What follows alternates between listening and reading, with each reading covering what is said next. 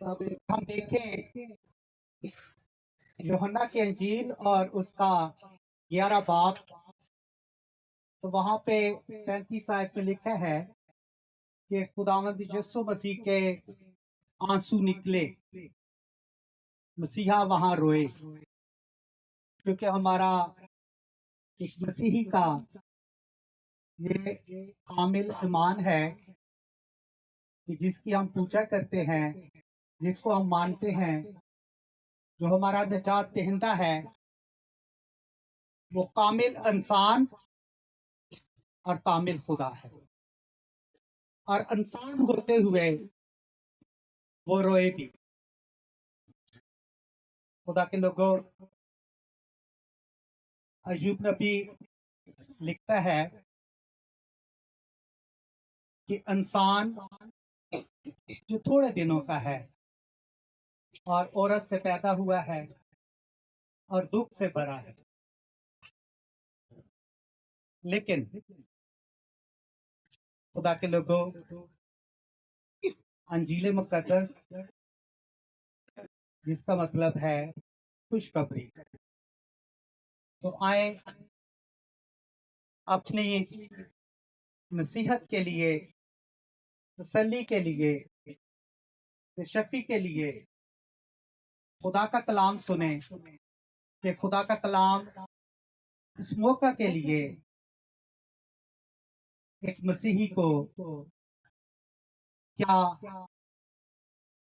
हदायत करता है और कैसी खुशखबरी देता है। उठाने के लिए कुर्बान होकर दूसरी बार गैर गुनाह के नजात के लिए उनको दिखाई देगा जो उसकी राह देखते हैं। खुदा के कलाम के पढ़े और सुनिया पर खुदा की बरकत हो। खुदा का शुक्र है। आमीन। खुदा के लोगों, हमने कलाम मुकद्दस में से पढ़ा है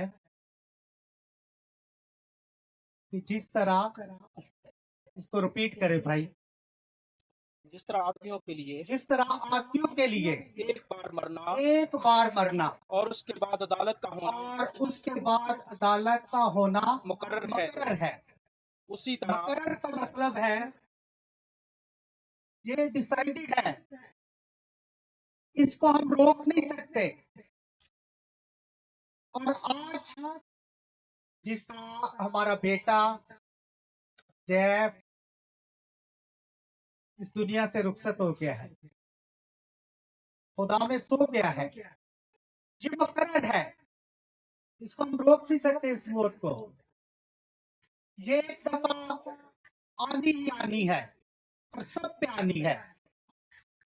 अय्यूब नबी इसीलिए सिखाता है कि इंसान जो औरत से पैदा हुआ है और थोड़े दिनों का है, और इसी तरह ये बहुत भी मुकर्रर है, इसको हम रोक नहीं सकते। लेकिन खुदा के लोगों, जब हम इस दुनिया में रहते हैं तो दुनिया के अंदर मौत के बहुत सारे कॉन्सेप्ट हैं और हमेशा की जिंदगी के भी बहुत सारे कॉन्सेप्ट हैं, लेकिन हमने दुनिया की बातों को नहीं सुनना। एक मसीही होते हुए हमने कलाम मुकद्दस को सुनना है और कलाम मुकद्दस की बात पर हमने कान धरना है। यीशु मसीह जो हमारा निजात दहिंदा है,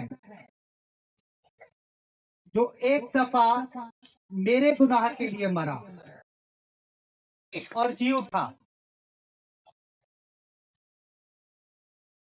ये एक मसीही के लिए बड़ी तसल्ली की बात है और खुशी की बात है। ये जिस्मानी जो मौत है, ये एक दफा आनी ही आनी है। इस जिस्मानी मौत को हम नहीं रोक सकते। एक और मौत भी है और वो मौत है रूहानी मौत, रूहानी तौर पर मर जाना। आज जैफ बेटा इस दुनिया से इंतकाल कर गया है। लेकिन हम जो जिंदा हैं हमने देखना है, क्योंकि एक दिन हमारा भी नंबर आना है। क्योंकि ये मुकर्रर है, इसको हम रोक नहीं सकते। तो एक मौत तो ये है जो मुकर्रर है, और इसको जिस्मानी मौत कहते हैं। जब हमारा रूह हम में से निकल जाता है और पीछे ये जिस्म रह जाता है, जिसको हम डेड बॉडी कहते हैं, जिसको हम मैयत कहते हैं, जिसको हम मुर्दा कहते हैं, क्योंकि रूह इसमें से निकल गया है। ये जिस्मानी मौत है। एक है रूहानी मौत। रूहानी मौत वो मौत है, ये मेरे लिए और हम सब के लिए है, और ये सीखने वाली बात है। जब भी कोई शख्स मरता है तो हम सब ही जज बन जाते हैं, और हम सब ही कहते हैं इसने ये किया, इसने ये किया, इसने ये किया। ये जो जिस्मानी मौत है ये आनी है। हम जो जिंदा है हमने देखना है अब कि हम किस हालत में हैं। किसी खतरनाक जोन में तो हम नहीं हैं। अगर हैं तो हमारे पास वक्त है। रूहानी मौत खुदा के लोगों वो मौत है कि इंसान जिंदा तो होता है, लेकिन अगर वो कलाम से अलग है, कलाम से दूर है, खुदा से दूर है, और यीशु मसीह जो निजात दहिंदा है, और जिसने कहा कि राह, हक और जिंदगी मैं हूँ, और कोई मेरे वसीला के बगैर बाप के पास नहीं जा सकता, नहीं जाता। अगर हम खुदावंद यीशु मसीह से अलग हैं, दूर हैं, कलाम से दूर हैं, तो खुदा के लोगों फिर वो शख्स रूहानी मौत के अंदर है। वो शख्स कैसा है? रूहानी मौत के अंदर। और एक तीसरी मौत भी है। ये दो मौतें हो गई, एक तीसरी मौत भी है, और उसको कहते हैं अबदी मौत, हमेशा की मौत। अगर हमेशा की जिंदगी है ना, तो हमेशा की मौत भी है। लेकिन एक मसीही के लिए बड़ी ही खुशी की बात है। मसीही के लिए अगर हम देखें खुदा के कलाम को, यूहन्ना की अंजील और उसका 3 बाब और उसकी 16 आयत, और इसको खुदा के कलाम का दिल भी कहा गया है, और यही खुशखबरी है।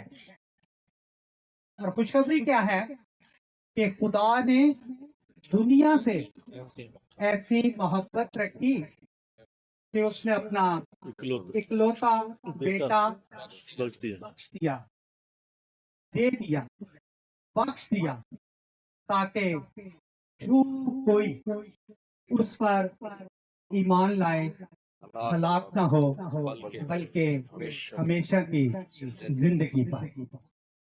अगर और ये आयत सिर्फ मसीहों के लिए नहीं है, सबके लिए है, पूरी दुनिया के लिए है, सारी कौमों के लिए, कौमों के लिए है, कबीलों के लिए है। जब दुनिया आ गई है तो दुनिया में सब ही है, कौमें हैं, कबीले हैं, मज़ाहिब हैं, सब हैं, और ये सब के लिए है, और ये आलमगीर है। अगर मौत आलमगीर है ना, तो जिंदगी भी आलमगीर है, ताकि जो कोई उस पर ईमान लाए हलाक ना हो, बल्कि हमेशा की जिंदगी पाए। अदालत का होना मुकर्रर है, इस जिस्मानी मौत का एक दफा होना मुकर्रर है, लेकिन एक मसीही के लिए बड़ी ही खुशी की बात है। कॉन्सेप्ट हैं लोगों के, अपने कॉन्सेप्ट को क्लियर कर लें। अगर आप मसीही हैं तो आप अपने कॉन्सेप्ट क्लियर कर लें। आज कॉन्सेप्ट क्या है कि एक मसीही जो है वो फजल से बचा है। किससे? फजल से। और फजल क्या है? फजल का मतलब है ऐसी चीज जिसका मैं हकदार नहीं था, लेकिन खुदा ने मुझे दे दी है। लेकिन खुदा ने मुझे दे दी है, और वो है गिफ्ट, वो है तोहफा, वो है बख्शिश, वो है फजल। और मेरे मसीहा ने क्या कहा यूहन्ना 10:10 में? मैं इसलिए आया कि वो जिंदगी पाए और कसरत की जिंदगी पाए। हलाकत खुदा नहीं चाहता, खुदा चाहता है हमेशा की जिंदगी। हमने देखना है कि हम किस जोन में हैं। क्या हम मसीहा के बगैर तो नहीं है? हमने मसीहा को अपना शख्सी निजात देता कबूल किया हुआ है, हमने पानी का बपतिस्मा लिया हुआ है, हमने उसका एलानिया इकरार किया है। अगर किया है तो आप वो चीज जिसकी हम अमाल के थ्रू नहीं हकदार थे, वो आपको मिल चुकी है। इस बात को क्लियर कर ले कि आपने अगर खुदावंद यीशु मसीह को कबूल किया है इस रूह जमीन पर, तो आप हमेशा की जिंदगी के वारिस हैं। अदालत तो होना मुकर्रर है। आए हम देखते हैं कि अदालत कैसी है। पास्टर काशिफ, आपके पास बाइबल है तो देखें, पढ़े मेरे लिए जरा पढ़ दे। मकाशवा उसका 20 बाब और उसकी 11 आयत। खुदावंद यीशु मसीह ने आपका इंतजाम कर दिया है, आपकी रहाई का इंतजाम कर दिया है। आप लोगों के कंसेप्ट हैं अमाल, लेकिन मसीही अमाल से नहीं बचा। मसीही किससे बचा है?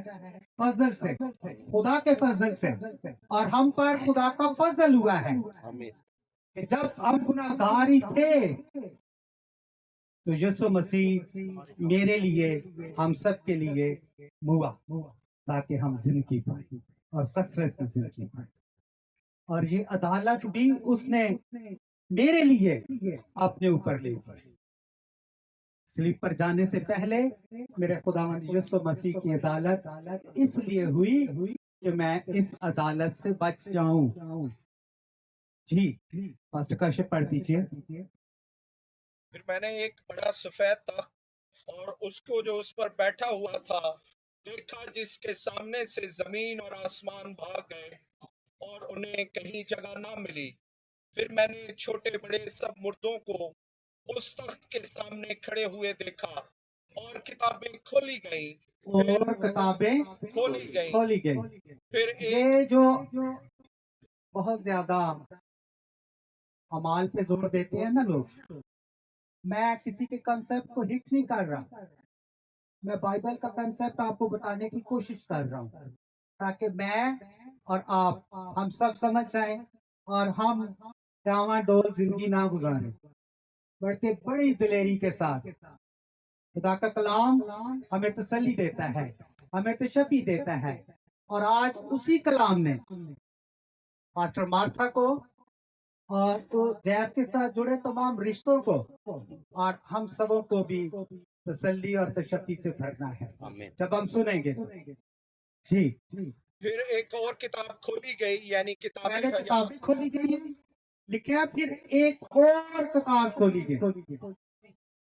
यानी किताबे हयात, और जिस तरह उन किताबों में लिखा हुआ था उनके अमाल के मुताबिक मुर्दों का इंसाफ किया गया। उनके अमाल के मुताबिक मुर्दों का इंसाफ किया गया। जी। और समंदर ने अपने अंदर के मुर्दों को दे दिया, और मौत और आलमे अरवा ने अपने अंदर के मुर्दों को दे दिया, और उनमें से हर एक के अमाल के मुआफिक उनका इंसाफ किया गया। फिर मौत और आलमे अरवा आग की झील में डाले गए। ये आग की झील दूसरी मौत है, और जिस किसी का नाम किताबे हयात में लिखा हुआ ना मिला वो आग की झील में डाला गया। आमीन। खुदा के लोगों, जो सीखने वाली और सुनने वाली और तसल्ली वाली बात है कि जिस किसी का नाम किताबे हयात में ना मिला वो उस आग की झील में डाला गया। और ये अबदी मौत है। और इस अबदी मौत से बचने के लिए मेरे पास और हम सब के पास वक्त है कि हम उस जिंदा मसीहा को अपना शख्सी निजात कबूल करें। और जब हम उसको अपना शख्सी निजात कबूल करते हैं और अपने गुनाहों का इकरार करते हैं और उनसे तौबा करते हैं और खुदावंद यीशु मसीह कलाम के साथ जब हम जिंदगी गुजारते हैं तो हमारा नाम इस किताब हयात में लिखा हुआ है। ये बड़ी खुशी की बात है, ये तसल्ली की बात है, ये तशफ़ी की बात है।